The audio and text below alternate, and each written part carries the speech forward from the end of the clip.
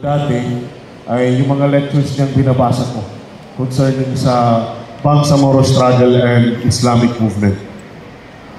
Si Sheikh Sadawi Mamaluba, pinapasalamatan din natin dahil isa rin international student at isa sa mga young generations na mga ulama natin na talagang masasabi natin dekalibre.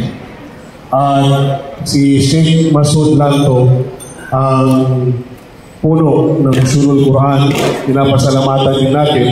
Inshallah ta'ala ay makakapunta rin siya mamaya, no? Ang ating chairman ng Moro International Student Association, si Muhammad Amin Abbas, si Honorable Suarto Ismail, ang Member of Parliament at Vice Chairman ng Moro International Student Association, si Commissioner Nas Sundig, ang BYC Commissioner natin, at ang ating boss, si Honorable Muhammad S. Yaqub, ang Minister at MP ng MAFAR, BAR. At syempre, ang pinakamamahal natin na Executive Director, isa sa masasabi natin na very active and very humble na youth leader, si Hamdan Yaqub. I would like to grab this opportunity to thank and appreciate on behalf of the board, to appreciate the leadership of Hamdan A. Yaqub as an Executive Director of the Moro International Students Association. With this kind of activity, nakita natin kung paano niya sinuportahan yung mga activity na naiwan ng mga previous executive directors at ngayon ay pinapagpatuloy niya at because of his leadership ay nandito tayo ngayon. And of course, special thanks to the Honorable Chief Minister, the Chairman of the Moro Islamic Liberation Front, our inspiration to continue the struggle, Honorable Ahud Al-Hajj Murad Ibrahim. Mamaya siguro ay via video ang kanyang message, no? So we would like to welcome you all from different youth organizations, from different schools, lahat ng mga participants natin na nandito ngayon. Maraming salamat sa pagpunta ninyo dahil patuloy nyo pa rin na sinusuportahan ang programa ng Moro International Student Association. Just a brief orientation kung ano nga ba ang Moro International Student Association. From the name itself, Moro, it means identity. Nung ginagawa namin itong organization na ito, before na-craft ang organization na ito, way back 2015, ang daming discussions. Dahil ang gusto ng ibang mga kasama ay lagyan ng Filipino Moro. Yung isa naman ay Filipino Students in Turkey. Yung isa naman ay Filipino International Students. Yung isa naman ay Filipino Moro Students. Pero nung nakita namin kung sino rin yung may mga strong na identity, nagkaisa kami nila Chairman Muhammad Amin at si MP Suharto, that time na wala tayong ibang dadalahin sa international students sa organization na ito, kundi Moro lang. Huwag na natin ilagay ang Pilipino. Hindi dahil sa inaayawan natin ito. Hindi dahil sa hindi natin gusto. Ngunit, yung panahon na yun ay kailangan na mag-stand yung right to self-determination natin. At makikita mo ang tinatawag na right to self-determination doon sa strength ng pagdadala mo ng identity mo. Kaya nagkaisa kami at i-move namin na hindi nalagyan ng Pilipino kundi Moro lamang. Dahil pag Moro ang dadalahin namin, kahit pa paano ika-activate niya, itatanong din nila, saan ba itong Moro? Masasabi rin namin yung Pilipinas. Pero pag Pilipinas ang dinala namin, automatic hindi na nila itatanong kung saan ang Moro. Kaya with the Moro International Student Association, very important yung first letter sa amin na M, which is the Moro. It represents our identity. It represents yung mga recipients namin, yung mga services na dapat nabibigyan natin. It represents the whole of us as Moro.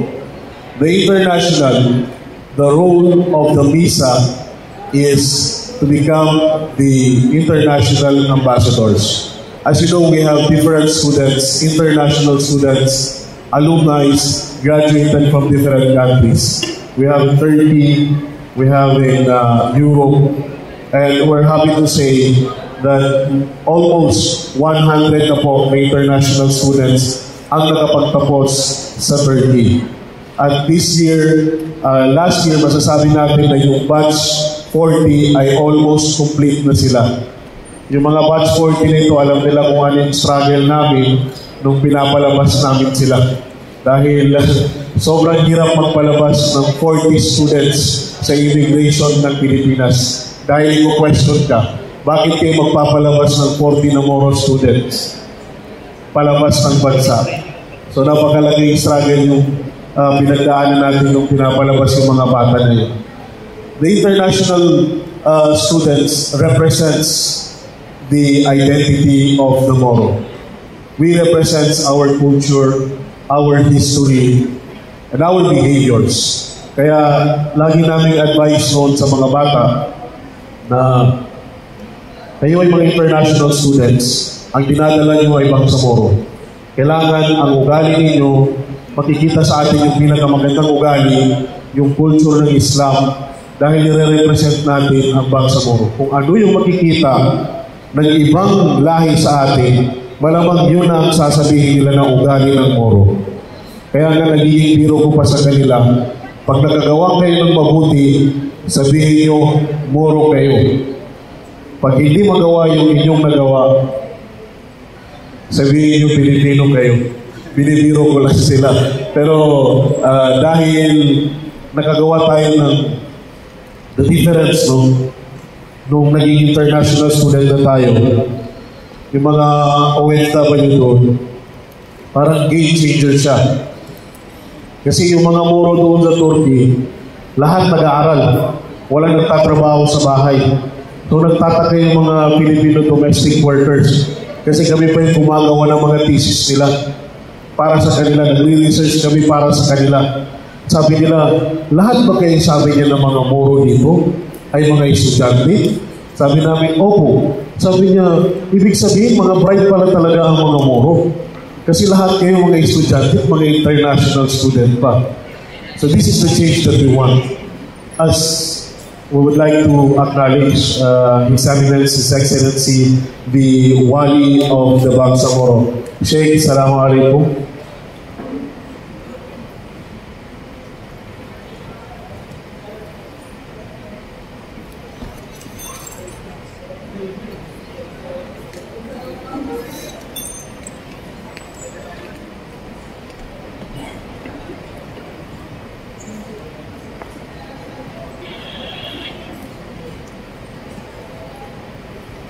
Palas ko na check i-bitalat mo niya.